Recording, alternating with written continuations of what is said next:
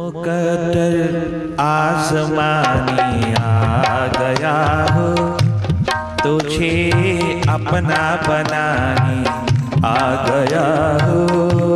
मुकद्दर आसमानी आ गया हो, तुझे अपना बनाने आ गया हो। मुकद्दर आसमानी आ गया हो, मुकद्दर आसमानी आ गया हो, तुझे अपना बनाने आ गया हो। तुझे अपना बनाने आ गया हो। 12 वर्ष का बालक भीखा, सभी काशी के द्वार ढूंढ आया, खोज आया, सब द्वारों से उतर आया, सब और के रास्तों से गुजर करके वापस घर लौट रहा है। निराश हताश छोटा सा बालक, जन्मों जन्मों का प्यासा, परंतु इस छोटी सी बॉडी में, छोटी सी एज में, छोटी सी आयु में है क्या प्यास उमड़ी कि एक दिन एक फकीर उस द्वार पर भिक्षा मांगने आया। उसकी आवाज, उसके पुकार ने क्या टंकार बजाई, सोए संस्कार जगा दिया। भीतर की बैकबोन में कितने ही संस्कार पड़े थे, सबको चोट लगा दिया। रोम रोम उसकी आवाज की ओर खींचा चला गया। क्या आकर्षण, क्या अट्रैक्शन पैदा कर गया अपने स्वयं आत्मा में उतर जाने की, उस विराट ग्लैमर में उतर जाने की, जिसके सामने दुनिया का कोई ग्लैमर टिक नहीं सकता। देखना सिद्धार्थ गौतम को राजमहलों में बहुत खोया खोया जीवन काट रहा है।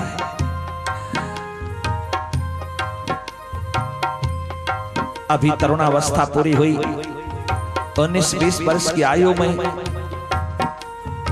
पिता ने दुनिया भर की सुंदरियां खड़ी कर दी चारों ओर, चारों ओर ब्यूटी, बहुत रूपवती नारियां, दुनिया भर की बहुत सुंदरतम नारियां इकट्ठी करके उस महल के अंदर खड़ी कर दी कि कहीं मेरा बेटा इन तमाम रूपसियों में खो जाए और मेरा काम हो जाए। वो मेरी और जरा देखने लगे, मेरी चाहना करने लगे, मेरे पीछे पीछे चला, मैं जो चाहूं वैसा करे। मैं जिस लिए उसको प्राप्त किया बुढ़ापे में, वो मेरे काम काज में, मेरे राज दरबार के काम काज में हिस्सा लवे, मेरे महलों में झूम झूम के रहे, अपनी भरी जवानी को जी भर करके भोगे और इस रास्ते पर चले जिस रास्ते पर मैं चल रहा। परंतु वारे राजकुमार, तूने एक बार आंख उठा करके उसकी ओर नहीं देखा।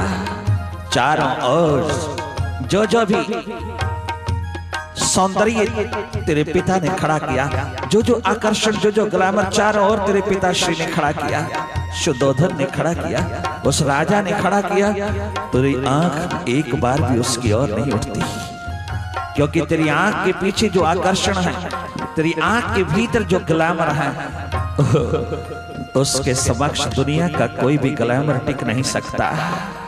वो तो सब ग्लैमर्स का निर्माता है, वो तो स्वयं सारे आकर्षणों का भी आकर्षण है। भला उसके सामने ये संसारिक अट्रैक्शंस, आकर्षण, सब ग्लैमर कैसे अपना प्रभाव जमा सकता है? जिसने एक बार अपने भीतर की झलक पा लिया है, बस वो तो अपने मुर्शिद के द्वार पर यूं ही लुटा लुटा कह रहा है, यही कह रहा है। आखिर भीखा सब द्वार, सब द्वार काशी के, बनारस के खोज आया, कहीं भी उसको भीतर की प्यास तृप्त करने वाला नहीं मिला। आखिर निराश हताश होकर के जब वापस लौट रहा है तो रास्ते में कुछ दीवानों ने अपनी धुन छेड़ी है, गाते गाते गीत उस प्रभु के चले जा रहा है। एकदम उनकी आवाज में वही टच, वही एकमात्र रंग जो 4 बरस पहले उसने अपने घर के द्वार पर सुना था। वो तो स्वयं गया था, वहां गुलाल स्वयं गया था, वहां गुलाल ने स्वयं अलख जगाई थी। आज गुलाल के शिष्यों की आवाज में भी वही एकमात्र रंग है, वही टच है जो उसकी निराशा भरी जिंदगी में उतरे हैं। जो उसके कर्ण ने सुना, कान ने सुना, उनके पीछे चल दिया, पूछने लगा कहां जा रहा हूं। एक फकीर के द्वार पर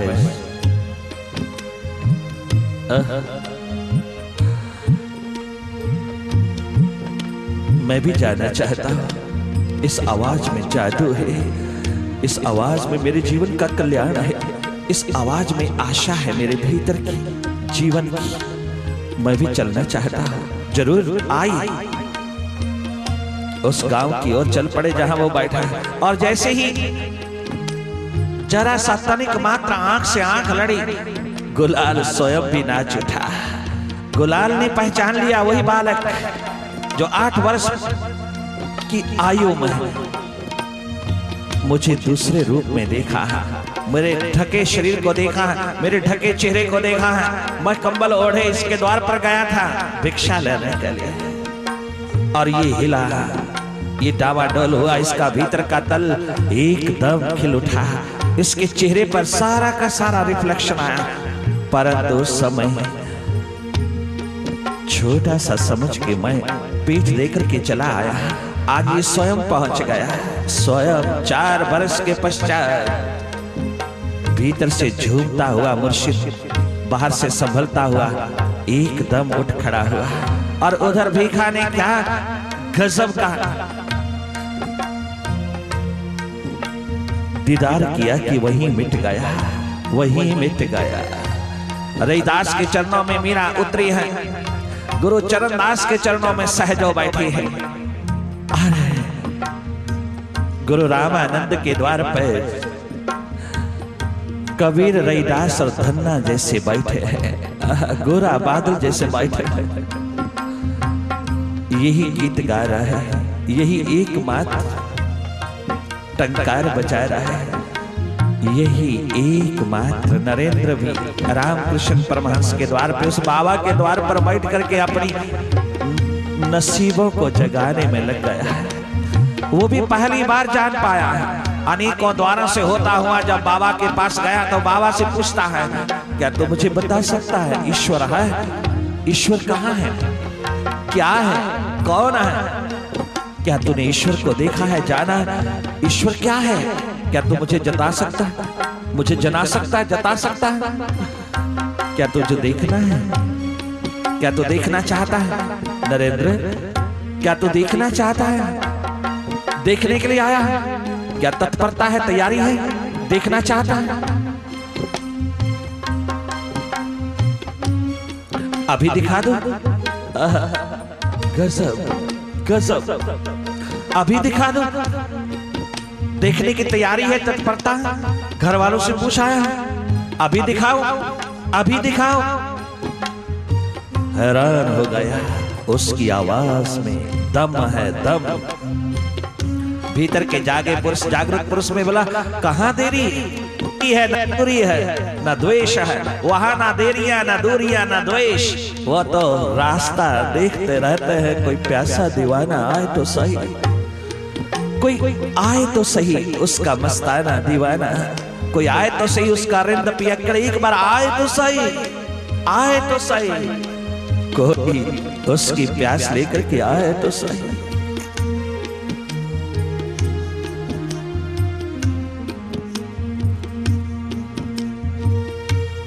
यही भाव अनेकों रूपों में, अनेकों शब्दों में, अनेकों भाषाओं में उन दीवानों ने अपने मुर्शिदों के द्वार पर खड़े होकर के गाया।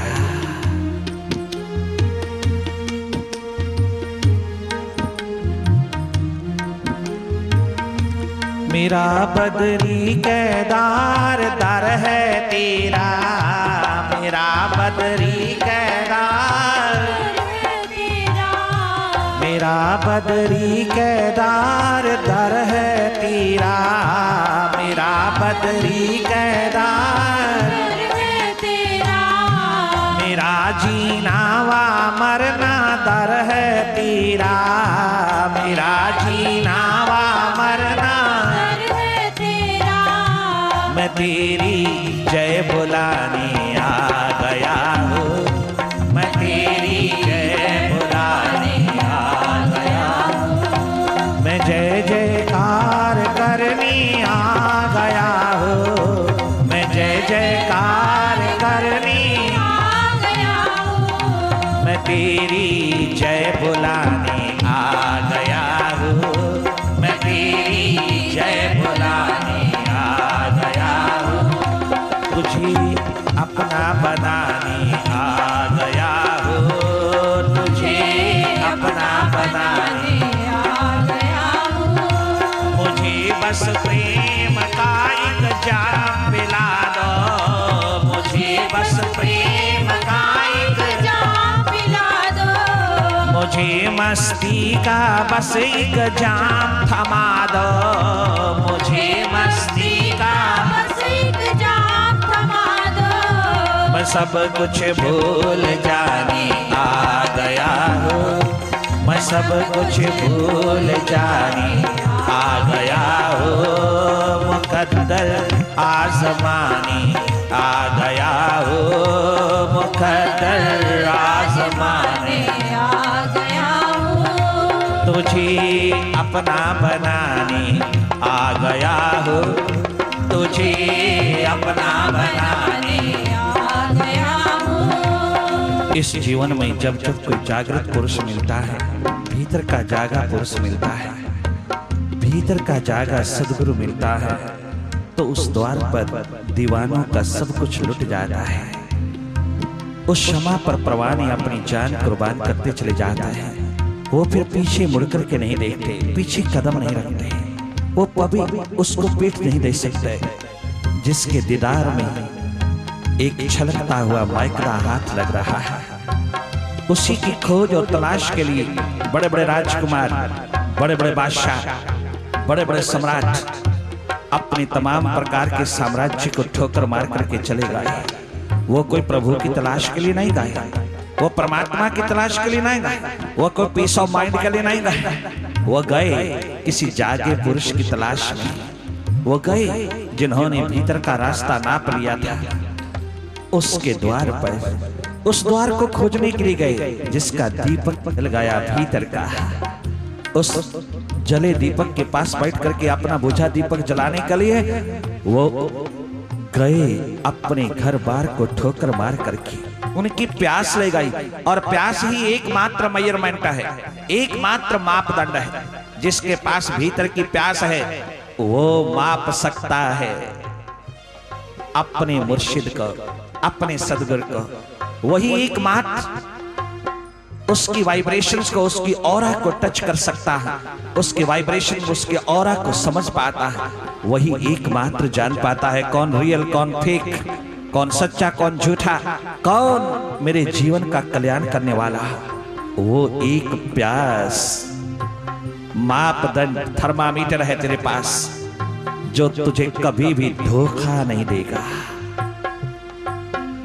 वो दीवाने, वो प्यासे, वो लगनशील, वो अपने भीतर की दर्द और पीड़ा को लेकर के चल पड़े और उस जागे पुरुषों की तलाश में गए, जिस द्वार पर रह करके 12 बरस लगातार अपने जीवन को कुर्बान कर दिया, अपने जीवन को उसके इशारे पर बलिदान करके भीतर के अमृत को लेकर के वापस लौटे। दिन रात उसकी मर्जी में, उसकी रजा में डुबो दिया अपना जीवन। इतनी तत्परता, इतनी तैयारी दिन रात की उन प्यासे दीवानों की। हैरानगी होती है, आश्चर्य होता है कि जिनके अंदर इतना विरह, इतना वैराग का शिखर था, उनको भी 12 वर्ष क्यों लग गए। बड़ा आश्चर्य होता है कि 16 कला संपूर्ण भगवान कृष्ण 14 वर्ष लगातार गुरु के चरणों में रह रहा है। 20 वर्ष तक लगातार भगवान राम 14 कला संपूर्ण, वो 16 कला संपूर्ण, ये 14 कला संपूर्ण अपने युग के, अपने समय के पूरे अवतार, पूर्ण अवतार अपने गुरु के द्वार पे, अपने अपने अपने गुरु के द्वार पर कितने वर्षों तक मिटे चले जा रहा है। और जब वह गुरु के द्वार पर मिटते हैं, किसी भीतर के जागे पुरुष के द्वार पर जाते हैं, तो अपनी इच्छा, अपनी रजा, अपना क्वेश्चन, अपना प्रश्न कदाचित ना उठा पाए।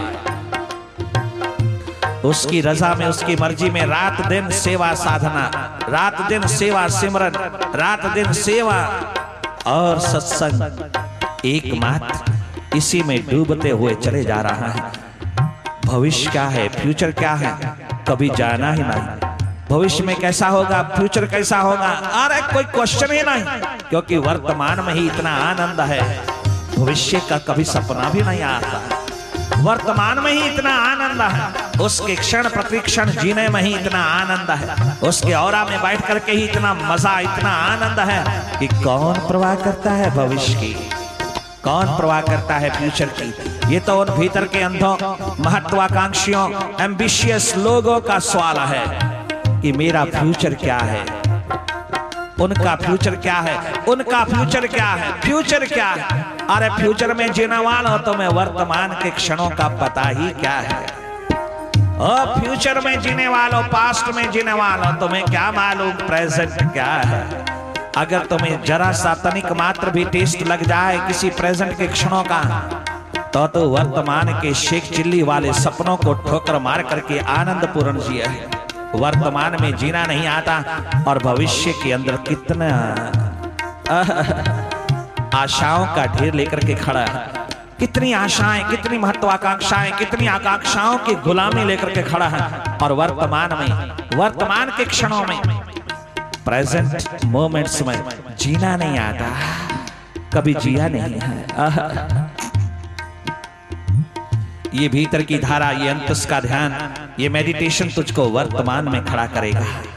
वर्तमान ही परमात्मा है, वर्तमान ही परमात्मा की अभिव्यक्ति है, वर्तमान के क्षण ही एकमात्र आनंद के क्षण है। वर्तमान संतुलन भीतर का, ये वर्तमान के क्षण तेरी जिंदगी को कल्याणमय, मंगलमय, पूर्ण रूपेण रूपांतरित करके खड़ा कर देते हैं। जैसा तू है वैसा भीतर से तुझे बाहर इस धरती पर जब खड़ा कर देता है ये मेडिटेशन का प्रोसेस, तो एक बेप्रवाह होकर के, निर्भय होकर के जीवन काटता है। फिर तेरी जिंदगी में कहीं गुलामी, कहीं भिखारीपन, कहीं किसी प्रकार की भी हाय हाय की स्थिति नहीं रहती। हर एक हालात में तू जीवन का मालिक बनकर के चलता है जब तू गुरु मुर्शिद के औरा में उतरता है। पूछना भगवान राम से, 20 साल लगातार गुरु के चरणों में रहे, दाएं बाएं नहीं देखा, कहीं किसी तीर्थ पर नहीं गए, किसी यात्रा पर नहीं गए। जब भीतर के जागे पुरुष मिल गए तो मिटा दिया अपने आप को उसके चरणों में। रात दिन लकड़ियां काटते, रात दिन गौएं चराते, रात दिन चौके साफ करते, रात दिन सफाइयां स्वच्छता में लगे, रात दिन सेवा साधना की महान डुबकी में लगे चले जा रहे हैं अवतारी पुरुष। कितना अद्भुत जीवन को जीने की कला, जीवन के जीने की दिशा दिया है उन्होंने कि जब जब कोई सदगुरु के द्वार पर जीवन का समय, जीवन का कोई अवकाश उसके चरणों पर उतरे तो तुम किस तरह जीना, किस तरह जीना। धन्य धन्य है वो अवतारी पुरुष, धन्य धन्य है वो गुरु, सदगुरु, ब्रह्म ऋषि महर्षि, धन्य धन्य है वो अवतार जिन्होंने हमको जीने की दिशा दिया।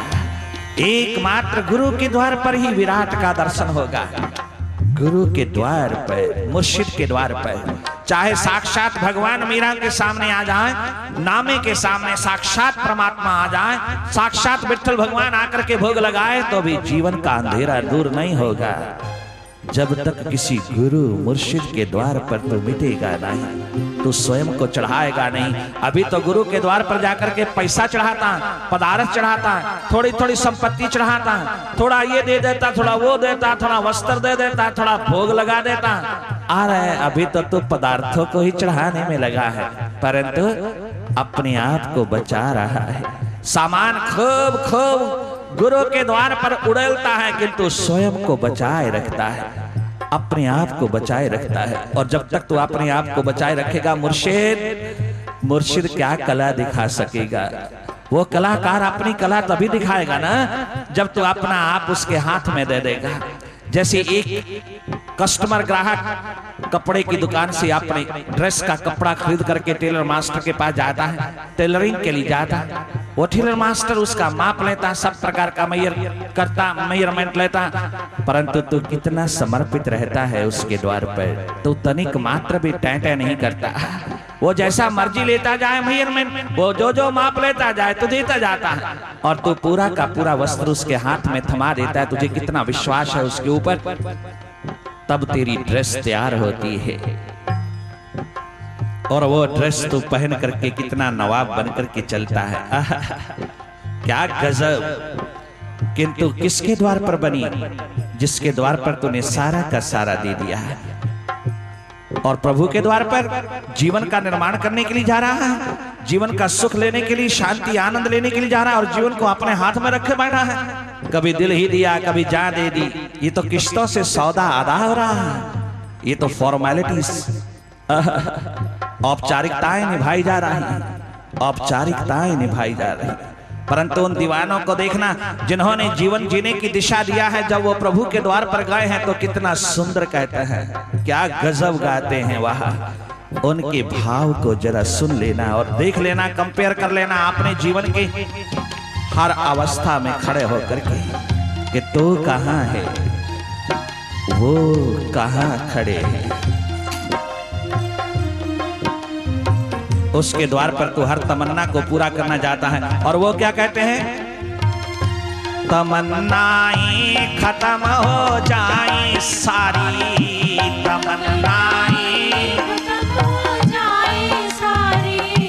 तमन्नाएं खत्म हो जाए सारी। वो भी 99% गृहस्थी थे, तुम्हारे से ज्यादा बड़े परिवार थे उनके पास, तुम्हारे से ज्यादा जिम्मेवारियां थी उनके हाथ में, उनके कंधों पर, तुम्हारे से ज्यादा उनकी रिस्पॉन्सिबिलिटीज थी, तुमसे ज्यादा ड्यूटीज थी। तुम तो अपने शादी करा करके हो गए आजाद, ना माता पिता की परवाह, ना दादा दादी की परवाह, ना भाई बहन की परवाह, तुम तो मजे से जीते हो। उनसे देखना दाएं बाएं सब और जिम्मेवारियां उनके कंधों पर हैं, किंतु कितना गजब। प्रभु के द्वार पर उन्होंने दीप जलाया अपनी आत्मा का, अपने जीवन का। क्या गजब उठा दिया। एक ही शब्द में सारी जिंदगी का दर्शन करा दिया, सारे जीवन की फिलॉसफी को खड़ा कर दिया। सब जानत वो दीवाने, सब जानत। भीतर की नॉलेज से बढ़कर के दुनिया में कोई अन्य नॉलेज नहीं। जो नॉलेज तुझे भीतर से प्राप्त होती है, वो कोई लाइब्रेरी नहीं दे सकती, वो कोई यूनिवर्सिटी नहीं दे सकती, वो कोई इंस्टीट्यूट नहीं दे सकता।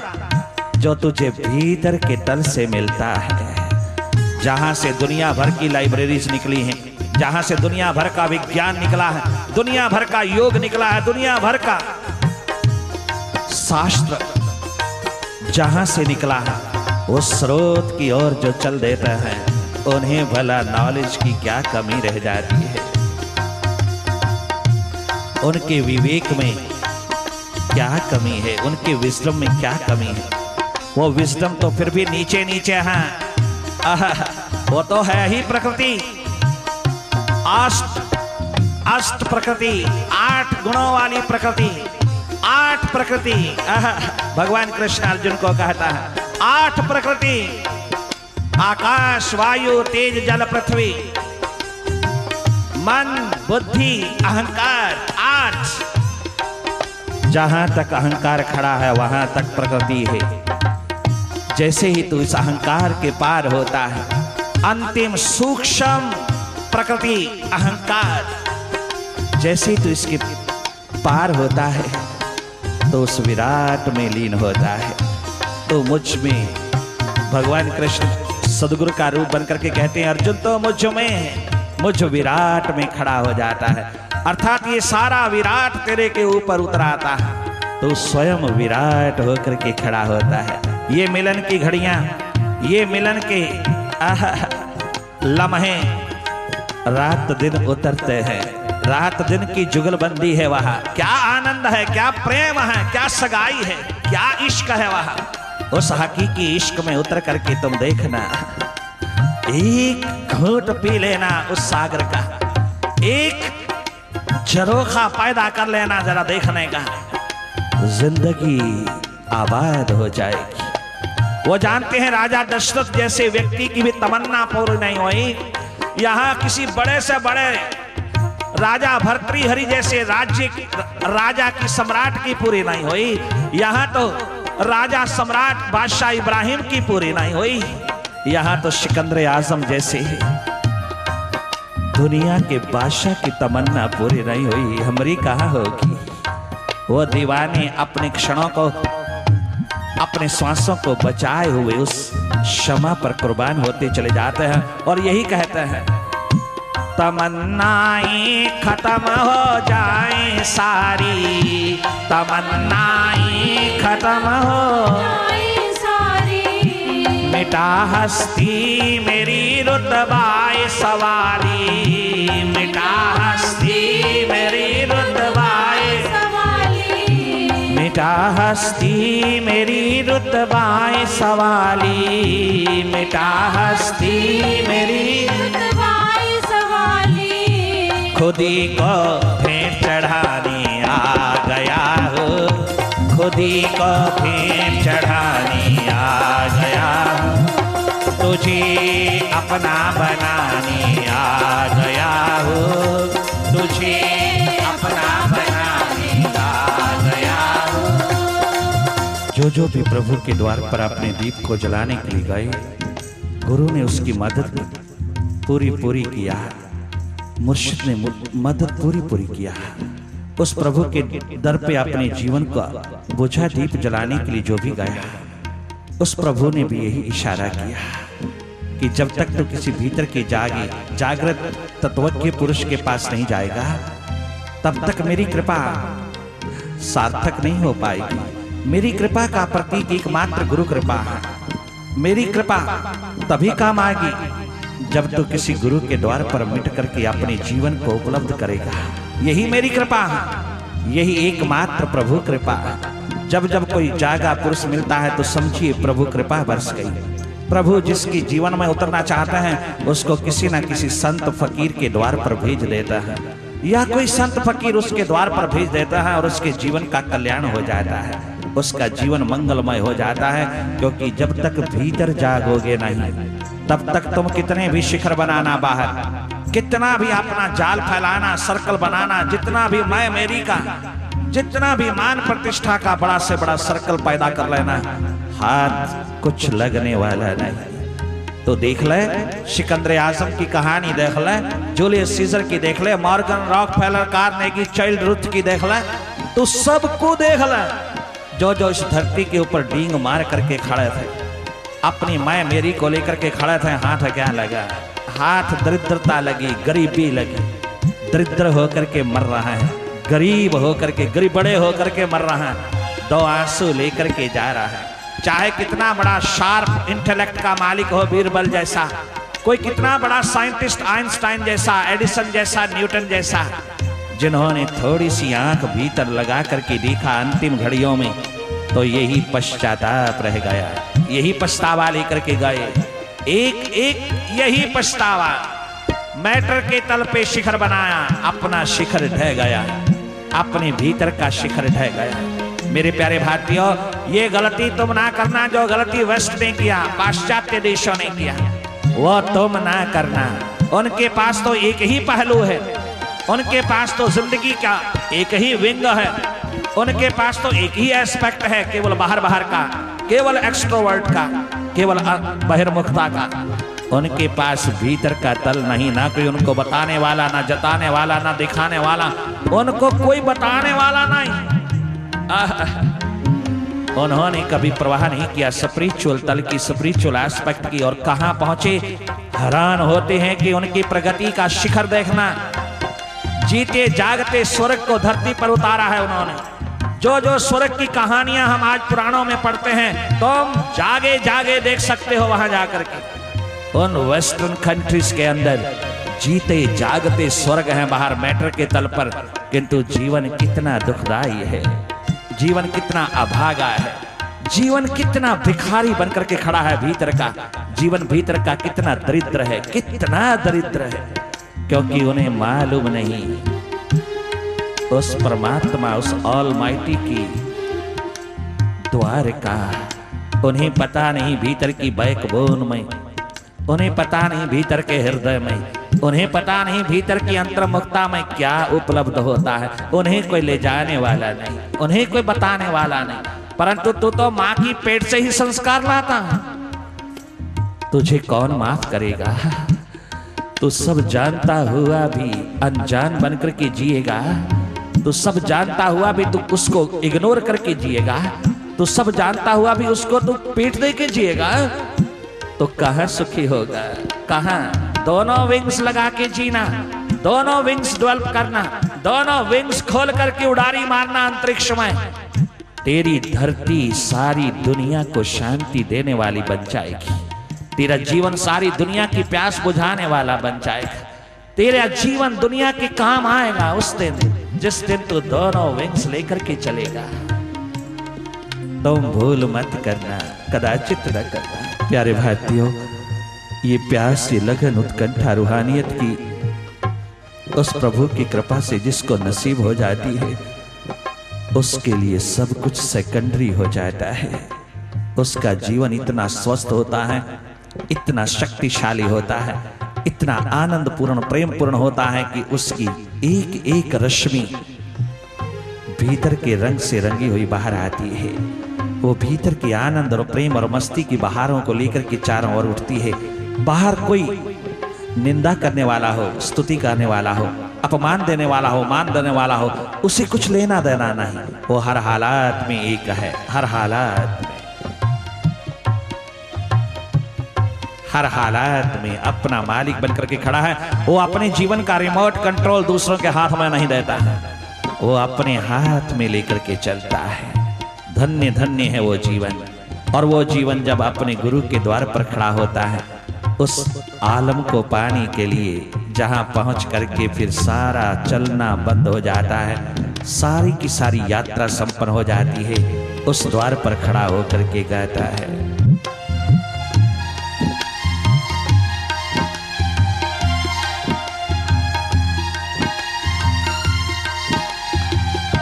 तू मेरी सरकार है, मेरा प्यार है, तुझे छोड़ू कैसे।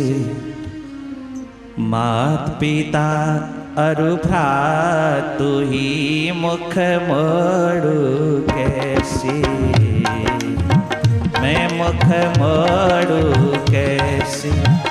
तू मेरी सरकार है, मेरा प्यार है, संसार है, मैं तुझे छोड़ू कैसे।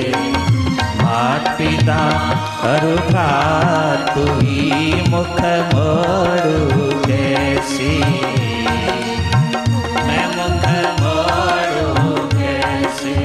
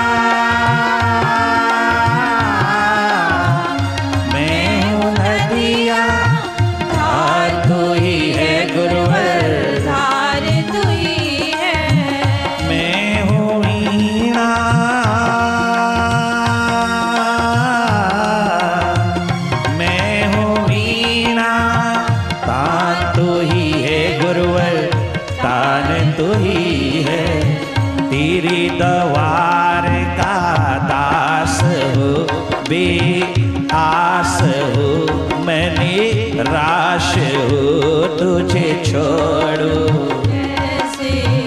मात पिता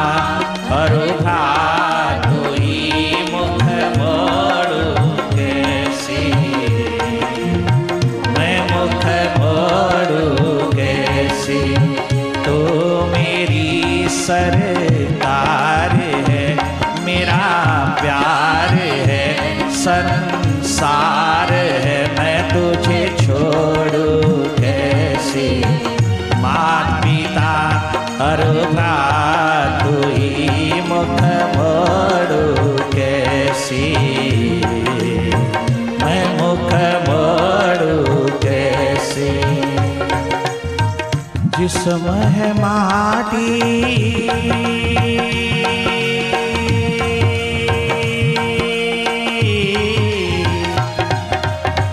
जिस्म है माटी, जान तू ही है गुरुवर, जान तू ही है। जिस्म है माटी,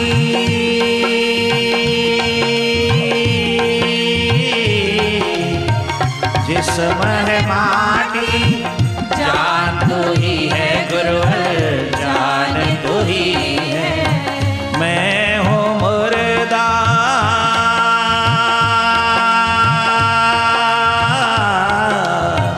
मैं हूँ मुर्दा, प्राण तू ही है गुरुवर, प्राण तू ही है।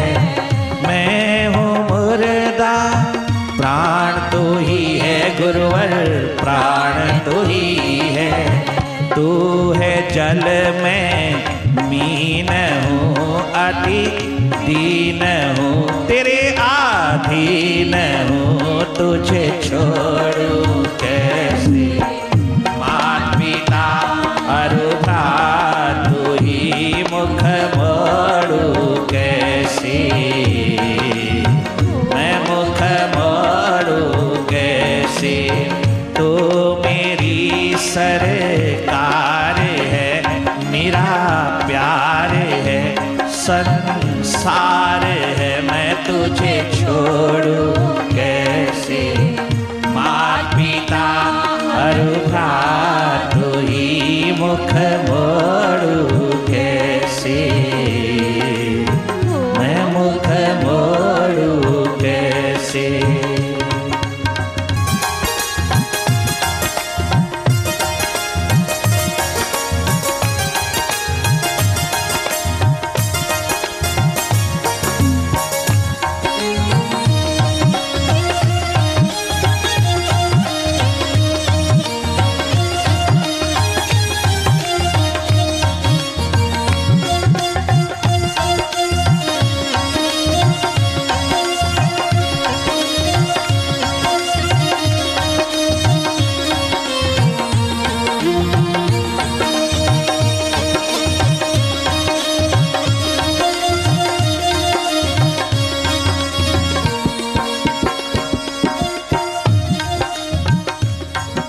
जब तक मेरी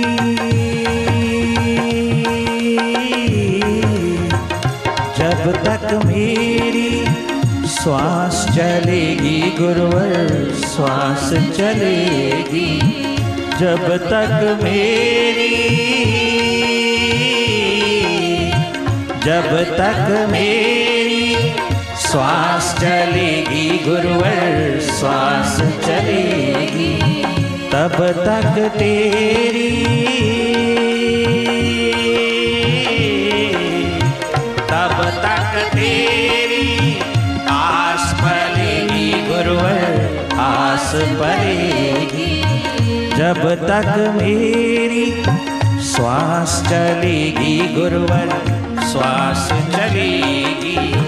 तब तक तेरी तब तक तेरी आस पलेगी गुरुवर, आस पलेगी। मेरी चिता फिर डोलेगी, मुख खोलेगी। मैं तुझे छोड़ूं कैसे। मात पिता और भ्रातु ही मुख मोड़ूं कैसे। मैं मुख मोड़ूं कैसे। तो मेरी सरकार है, मेरा प्यार है, संसार है। मैं तुझे छोड़ूं कैसे। मात पिता और भ्रातु ही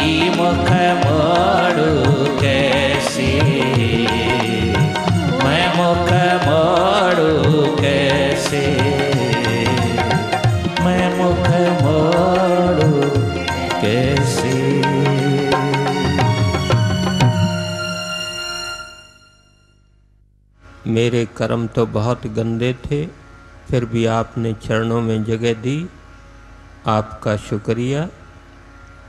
और पूछा है, गुरु नानक जी ने कहा, 4 पदार्थ जे कोई मांगे, साध जनों की सेवा लागे।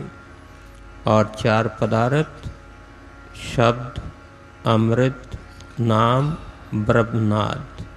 क्या आप प्रैक्टिकल करवा सकते हैं? कृपा जवाब दें। जरूर, चले आइए। तुम तो इतने शर्मिंदा हो कि अपना नाम भी नहीं लिखा नीचे। तुम कहाँ आओगे? तुम तो अपना नाम भी डिक्लेयर करने को तैयार नहीं, परंतु फिर भी हम इनवाइट करते हैं, तुम चले आना। 4 पदार्थ जे कोई मांगे, संत जना की सेवा लागे। 4 पदार्थ शब्द, गुरु के भीतर से निकला हुआ शब्द, गुरु के भीतर से अनुभव के तल से, अनुभूति के तल से निकला हुआ शिक्षा का शब्द, वो महान विद्या का शब्द, वो टंकार, वो आवाज जो हृदय को छेद डालती है, वो शब्द जो निशब्द के महान सागर से डुबकी लगा करके आता है, वो शब्द एक बार भी उतर जाता है उसकी नजरे इनायत से, उसकी दया दृष्टि से जीवन में, तो अमृत रसास्वादन होने लगता है। तो ये अमृत छलक उठता है तेरे कंठ में, ये छलक उठता है तेरे चित्त में, ये छलक उठता है तेरे भीतर के अंतःकरण में, ये अमृत तेरे रोम रोम से उतर आता है। जैसे ही ये टेस्ट, ये स्वाद उन शब्दों में बैठे बैठे लग जाता है, उस श्रवण की क्रिया में, श्रवण की क्रिया में सुनने मात्र से जब ये रस टपकने लगता है तो तेरी प्यास बढ़ने लगती है। जो जो तेरी प्यास बढ़ती है, ये ध्यान जिसको गुरु नानक देव ने नाम कहा, महावीर जैन ने कवल्य कहा, महात्मा बुद्ध ने निर्वाण कहा, और उपनिषदों के महान तत्वज्ञानियों ने इसको मोक्ष कहा। ये नाम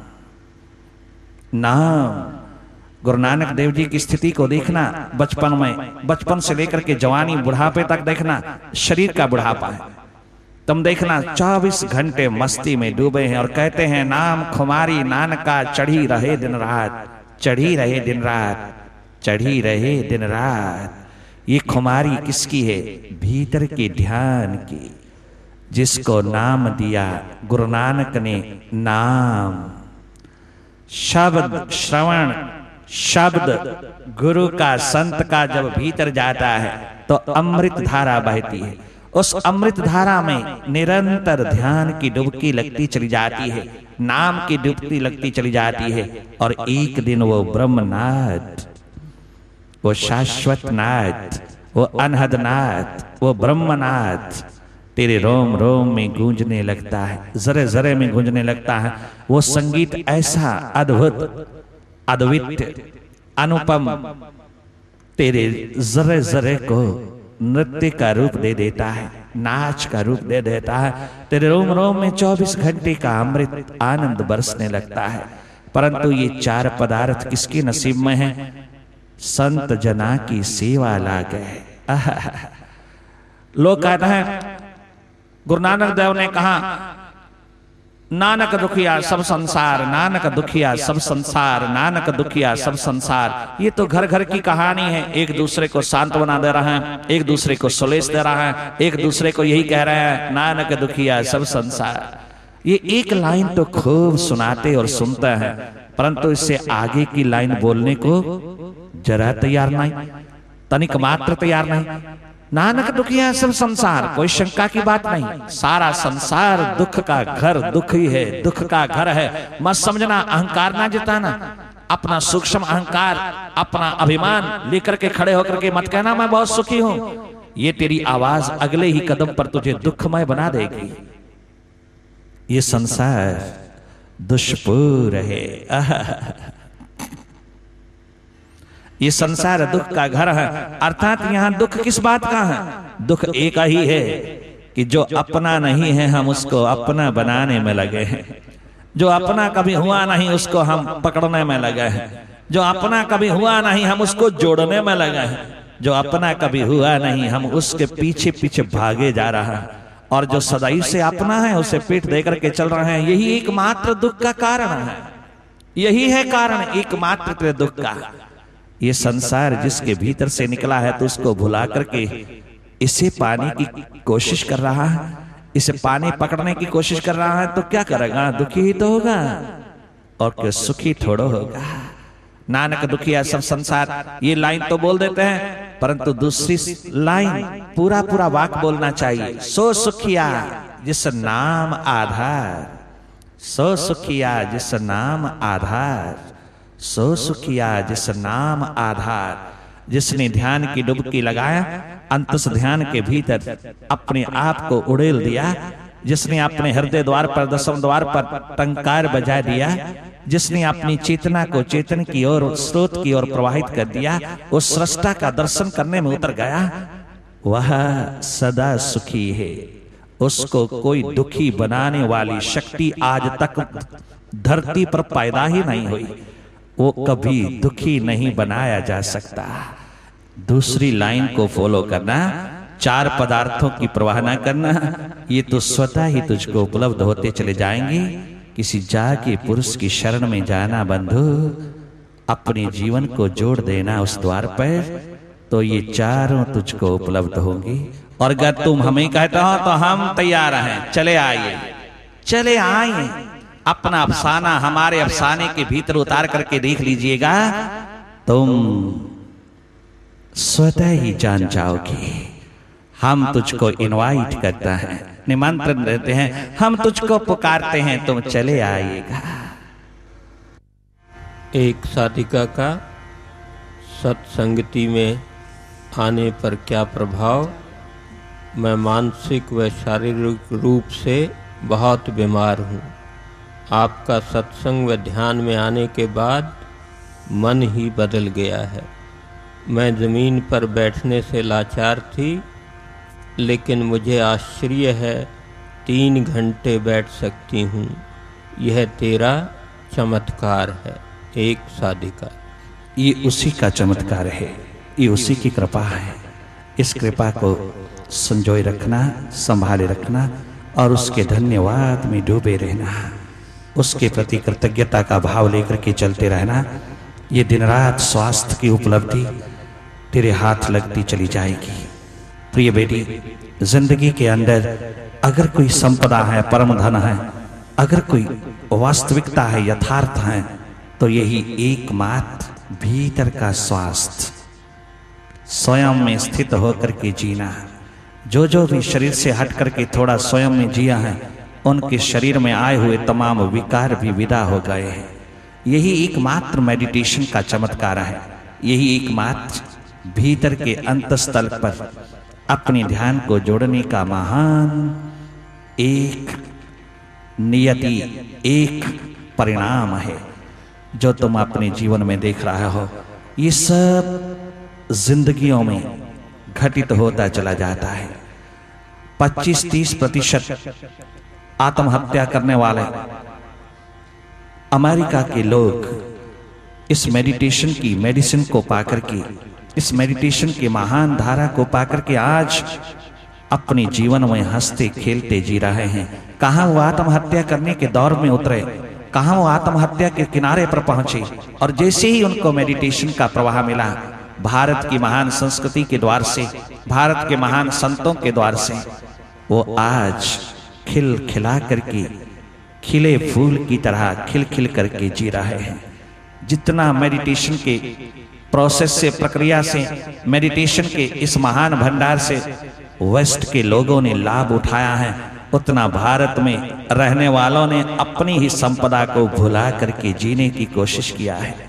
यही कारण है कि दिन प्रतिदिन ये रोग बढ़ता चला जाता है। दिन प्रतिदिन हॉस्पिटल, क्लिनिक, केमिस्ट शॉप कदम कदम पे खुलते चले जाते हैं, और हलवाइयों की दुकानें बिचारी बंद होती चली जाती हैं। अर्थात कितना तुम कदम फूक फूक करके रखते हो खाने पीने में भी, क्योंकि भीतर रोग है, भीतर से रुगन हो। जो इंसान भीतर का रोगी है, भीतर से रुग्ण है, भला वो बाहर के शिखरों में क्या आनंद पाएगा, क्या सुख पाएगा। अपनी इस महान संपदा मेडिटेशन को धारण करिएगा, अंतस के ध्यान को अपने भीतर की एक महान संपदा बना लीजिएगा। इस ध्यान के तीर को केवल बाहर बाहर मत चलाइएगा, इसको दोनों ओर चलाइएगा। अपने भीतर भी बाहर भी ध्यान का ही तमाम चारों ओर पसारा है, ध्यान की ही लीला है, एकमात्र मेडिटेशन की ही माया है चारों ओर, उसी की लीला छलकती है। इसलिए अपने भीतर बाहर दोनों प्रकार के एस्पेक्ट्स को डेवलप करना, इंट्रोवर्ट एक्सट्रोवर्ट दोनों को साथ लेकर के चलना।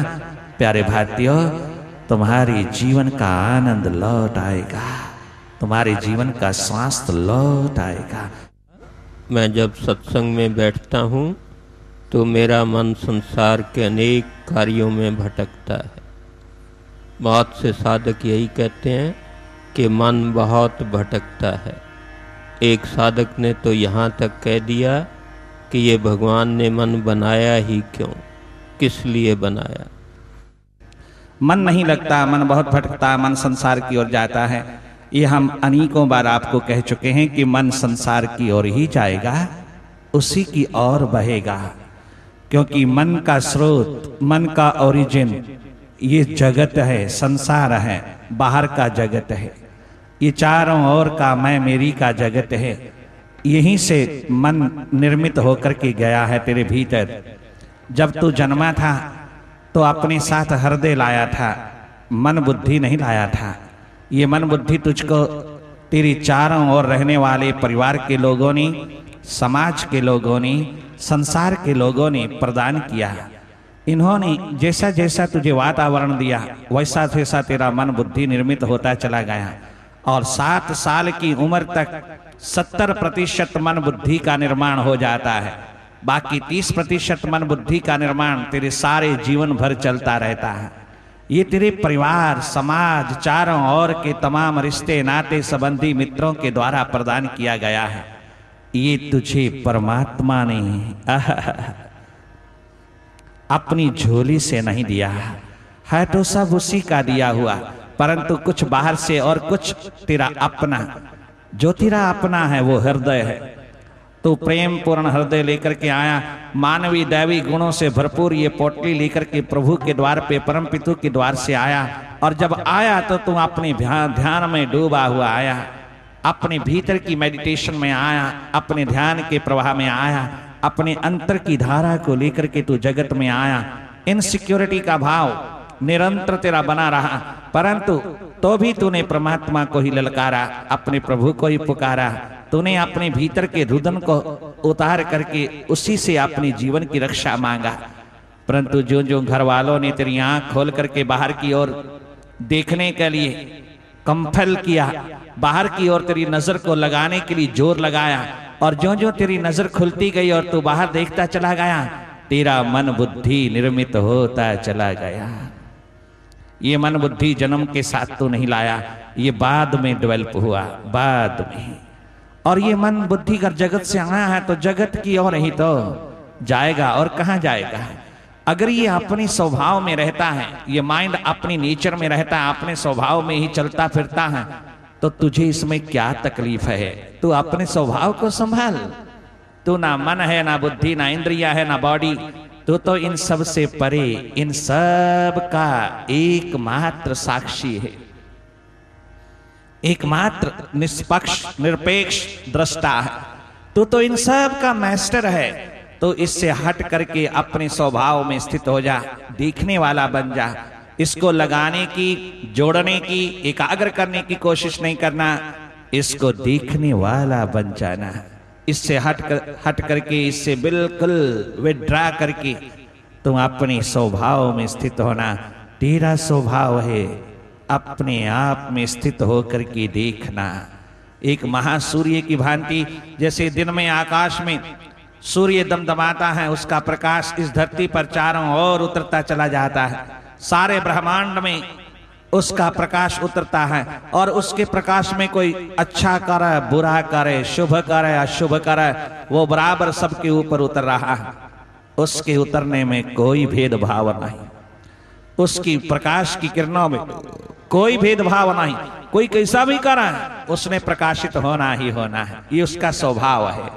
ठीक तेरा स्वभाव देखना है। जैसे वो सूर्य सारे जगत को देखता है, ऐसे तेरा आत्मा रूपी महासूर्य भीतर के खेल को देखता है, और वो तू है। तू अपने स्वभाव को संभाल, तू जाग, तू अपनी स्मृति, तू अपनी याद, तू अपनी रिमेम्बरेंस को संभाल, और जीवन के अंदर सदा सदा के लिए इस भटकाव को दूर कर ले, और अपने जीवन को मंगलमय बना करके आनंद पूर्ण प्रेम पूर्ण जीना सीख। ये तेरे हाथ में है। दुखी होकर के जीवन जीना, दुखी भरा, दुखों भरा, दुखी होकर के जीवन जीना, जीवन को दुखी बना के जीना, यही सबसे बड़ा पाप है। जो इंसान जीवन को सुखी बना करके धरती पर नहीं जी सकता, वो परमात्मा के नाम को कलंक लगा रहा है, वो सृष्टा के नाम को कलंक लगा रहा है, वो उस uncreated ultimate truth, ultimate energy को कलंक लगा रहा है। उसने तुझे सुख स्वरूप बना करके भेजा, आनंद स्वरूप बना करके भेजा, और तू इन कंकड़ पत्थर को बीनते बीनते बीनते दुखी होकर के मर रहा है। थोड़ा सुख पूर्ण हो जा अपने स्वभाव में उतर करके, और अपने स्वभाव में जो उतरेगा वही मन से हटेगा, और मन से सारी आइडेंटिफिकेशन जब विड्रा होगी, जब विदा होगी, उस दिन तो वारे न्यारे होकर के जिएगा। उसी दिन तेरा एकमात्र सरोबोर तरोबोर तरल सरल जीवन तेरे हाथ लगेगा, और तू कृतकृत्य होगा। मन को देखना तेरा स्वभाव है, मन को लगाना नहीं। इतना सी युक्ति समझ लेना, इतनी सी बात समझ करके भीतर उतरना, थोड़े दिनों में ही कल्याण हो जाएगा, थोड़े दिनों में ही रूपांतरण हो जाएगा। मन को वश में करने का क्या उपाय है? आपसे ध्यान करने का तरीका सीखा, काफ़ी पुरानी तमन्ना पूरी हुई, आनंद आ गया। इसके लिए आपका बहुत धन्यवाद। और साथ में पूछते हैं, यह भी बताइए कि क्या जब भी काम करते हैं समय एकाग्रता की जा सकती है या नहीं? मन को काबू करने का प्रयास हठ योग का कभी फॉलो नहीं करना है। हठ योग नहीं धारण करना। मन के काबू करने का, मन के वश को करने का, मन को वश में करने का, मन को काबू करने का, मन को कंट्रोल में करने का एक ही एकमात्र स्वाभाविक टेक्निक है कि हम मन के प्रति जागें, हम मन से स्वयं हटें, हम मन के साथ जो पूरी तरह आइडेंटिफाइड हो चुके हैं, तादात्म्य जोड़ करके जी रहे हैं, अपना आप भूल करके केवल मन ही हो गए हैं। ये मूल की भूल सुधार लें। सत्संग में बैठ करके, किसी जागे पुरुष के पास बैठ करके इस महान घोर घटना को घटित करवा लें, अर्थात मन के प्रति जाग करके मन माया के दौर को देखने में लग जावें, मन के प्रति जाग करके मन की तमाम प्रकार की रश्मियों को देखने लग जावें, मन की तमाम वृत्तियों को देखने लग जावें। जो जो हम मन को समझते चले जाएंगे, हम मन को काबू करते चले जाएंगे। अगर हम मन के साथ संघर्ष करेंगे, मन को वश में करने की प्रयास और तमाम प्रकार की चेष्टा करेंगे, तो मन और भी ज्यादा रिएक्ट करेगा, रिवोल्ट करेगा, विद्रोह करेगा। ये और भी काबू होने की बजाय हमारा मालिक बनता चला जाएगा, बहुत बहुत मजबूत होता चला जाएगा। हमें इसके साथ कुछ संघर्ष नहीं करना, इसको काबू करने की कोई इच्छा नहीं करना, इसको कंट्रोल करने का कोई कामना नहीं करना, कोई प्रयास नहीं करना, इसको समझने का प्रयास करना है। हम जैसे जैसे मन से हट करके मन की गति को देखते हैं, मन समझ में आता चला जाता है। जैसे जैसे हम अपने स्वभाव को, अपनी नेचर को संभालते हैं, हम देखने वाले बन जाते हैं। जैसे हम बाहर संसार को देखते हैं बाहर की दोनों आंखों से, ऐसे हम भीतर भी देखें भीतर की आंख से, तो ये मन स्वतः ही समझ में आता चला जाता है। किताबों के माध्यम से समझ में आएगा तो अनुभव नहीं होगा, और बिना अनुभव के हम समझ नहीं पाएंगे। किताबें इशारा हैं, शास्त्र इशारा हैं, संतों की वाणी इशारा है, किंतु जब हम मेडिटेशन में बैठ करके मन के प्रति जागते हैं उस समय ये मन स्वतः ही समझ में आता चला जाता है। मन है ही नहीं, मन तो है ही नहीं, इसका तो कोई अस्तित्व ही नहीं। मन तो हमको बाहर से मिला है इस संसार के व्यवहार को चलाने के लिए, और उस समाज में मिला है जिस समाज में हम जन्म लिया है। अलग अलग समाज में अलग अलग प्रकार का माइंड है, अलग अलग प्रकार की सोच है, अलग अलग प्रकार का विचार है। ये हमको बाहर से मिला है। इसको वश में काबू में करना, इसको अपने इशारे से चलाना, इसको आदेशानुसार चलाना, इसका एकमात्र उपाय है कि हम इसके प्रति जागें, हम इसको समझें, हम इससे विड्रा करके अपने स्वभाव में स्थित होकर के देखते चले। जितना ज्यादा हम इसके प्रति आंख रख करके देखेंगे, हम केवल देखेंगे, इसकी एक्टिविटी में दखल नहीं देंगे, इसके कार्यकलाप में दखल नहीं देंगे, इसके स्वभाव पर किसी प्रकार का अंकुश नहीं लगाएंगे, हम कंट्रोल करने का प्रयास नहीं करेंगे। हम केवल देखने वाले बने, हम केवल अवेकन्ड अवेयर होकर के अपने भीतर की कला को देखें, अपने मन की माया को देखें, तो ये मन एक दिन स्वतः ही वर्तमान के क्षणों में समर्पित हो जाएगा, अपने आप समर्पित होता जाएगा। जो जो हम अपनी ऊर्जा, अपनी एनर्जी, अपना लाइट, अपना प्रकाश संभालेंगे, ये मन जड़ होता चला जाएगा। जिस दिन तो भीतर जाग करके जानेगा, उस जानने को ही हमने जीवन कहा, उस जानने को ही हमने मन को काबू करने की व्यवस्था कहा, उस जानने को ही हमने मन पे कंट्रोल करने का टेक्निक कहा। भीतर की ओर, अपने घर की ओर जागना क्या कठिन है, क्या मुश्किल है। इससे ज्यादा सरल और इससे ज्यादा सहज दुनिया में कोई कर्म नहीं जितना भीतर के प्रति जागना है। अपने भीतर की सुध को, अपनी चेतना को, अपनी होश को, अपनी सुरती को संभालते चले जाना, मन समझ में आता चला जाएगा, ये स्वतः ही काबू होता चला जाएगा, ये स्वतः ही तेरे इशारे पर नाचेगा, ये स्वतः ही तेरे कंट्रोल में होता चला जाएगा। इस एक्सपेरिमेंट में उतर करके एक बार देख लेना बंधु, जीवन कृतकृत्य होगा, जीवन रूपांतरित होगा, जीवन मालिक बनता चला जाएगा। ओम ओंकार, आमीन, आमीन।